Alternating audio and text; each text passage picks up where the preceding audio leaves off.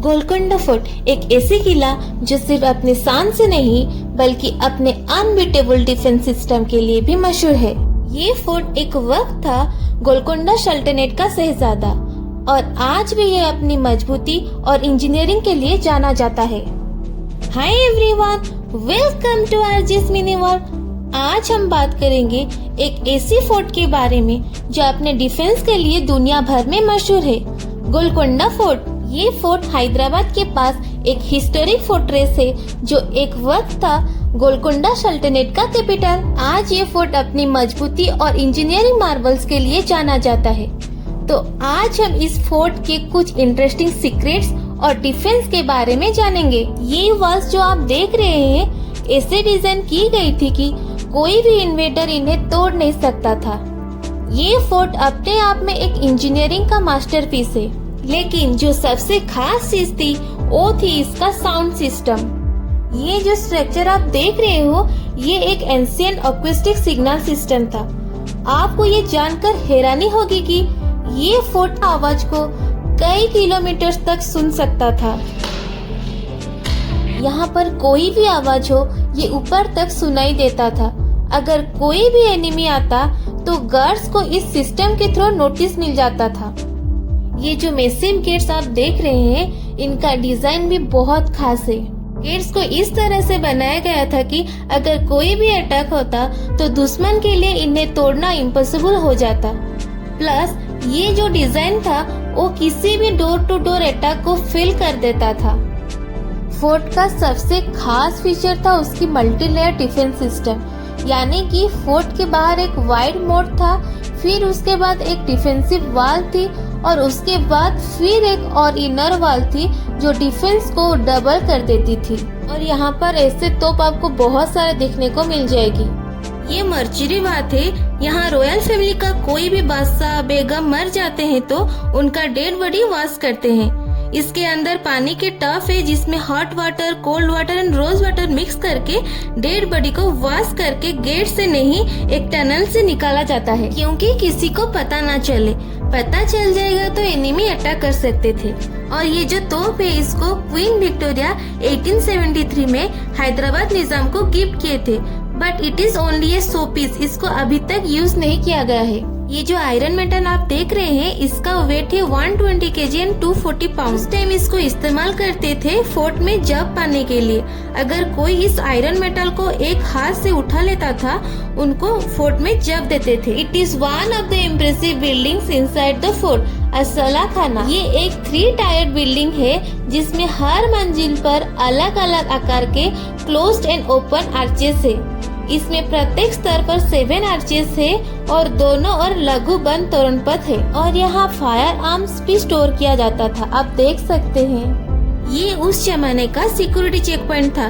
जो भी common people king को मीट करने के लिए आते थे यहाँ उन लोगों का वेपन चेक होता था। चेक होने के बाद ये लोग यहाँ से निकल के, ये जो देख रहे हैं छोटा सा गेट, यहाँ से निकल के ये लोग इस रास्ते से ऊपर जाते थे। ये जो नीचे का जितना भी ग्राउंड फ्लोर है उस जमाने का मैरिज हॉल हुआ करता था।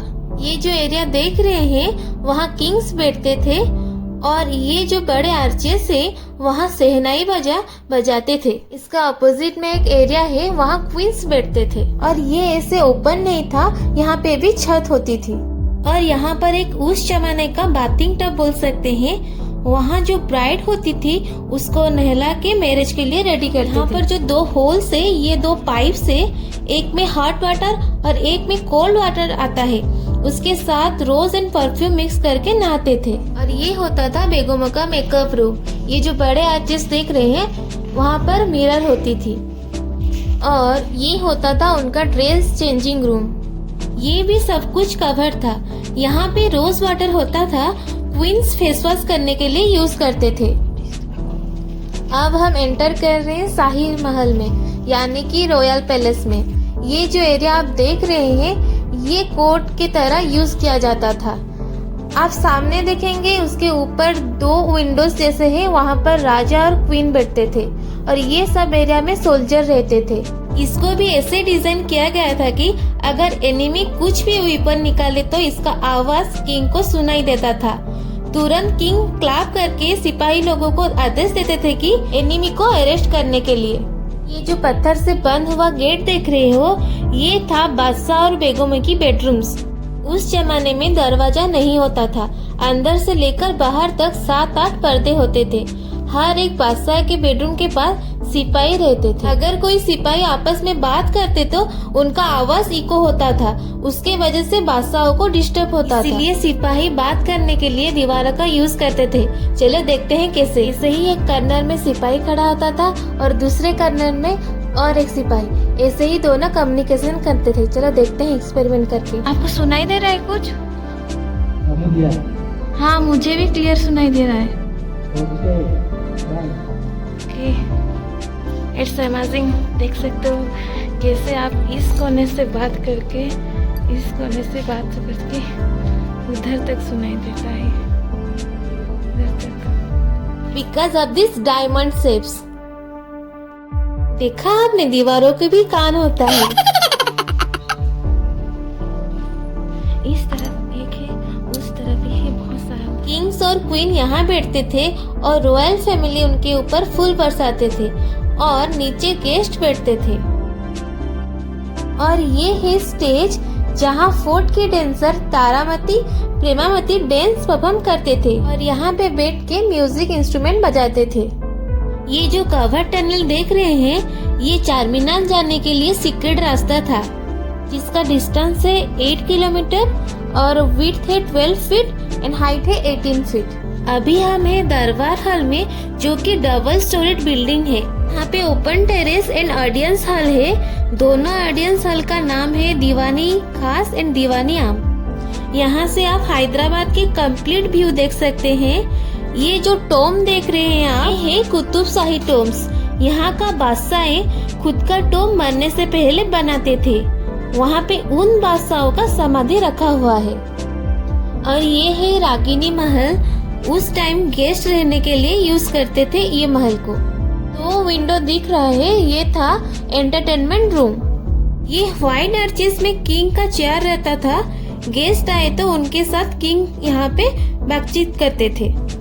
ये जो गार्डन है, ये है नागिना बाग। यहाँ हिंदुस्तान के पूरे बादशाह आते थे डायमंड का बिजनेस के लिए। ये था डायमंड मार्केट। कोहिनूर डायमंड था इसका फेमस डायमंड। ये रामदास का जेल है। रामदास जो कि वहाँ का कैशियर थे, उन्होंने राजा को साले के थ्रू से मंदिर बनाने के बारे में लेटर भेजने के बाद मंदिर बनाना स्टार्ट कर लिए थे। मगर साले ने राजा को वो लेटर नहीं दिया था, इसीलिए राजा को पता नहीं था मंदिर बनाने के बारे में। उसके वजह से राजा ने रामदास को यहाँ पे 12 साल कैद कर लिए थे। वहाँ रामदास पूजा करने के लिए पत्थर तोड़कर 17 मूर्तियाँ बनाए थे। यहाँ पे पीने के लिए दुर्गम चेरुकू लेक से पानी आता था और ये लोग ऐसे बहुत सारे स्टोरेज है, यहाँ पर पानी स्टोर करके रखते थे। उस टाइम गन्स बहुत बड़ा और हेवी होता था, इसीलिए सोल्जर्स ये छोटे छोटे होल्स देख रहे हैं ना, वहाँ पे अपना गन रख के शूट करते थे। ये जो स्ट्रक्चर देख रहे हैं आप, इसको इंस्पायर होके चारमीनार बनाया गया था। यहाँ पर शूटिंग हुई थी सलमान खान की तेरे नाम मूवी। ये था गोलकुंडा फोर्ट की कुछ फैसिनेटिंग बातें। ये फोर्ट न केवल एक ऐतिहासिक स्थल है, बल्कि भारतीय किलों की महानता की प्रतीक है। अगर आपको हमारी ये जर्नी पसंद आई है तो don't forget to like and subscribe my channel. Thank you.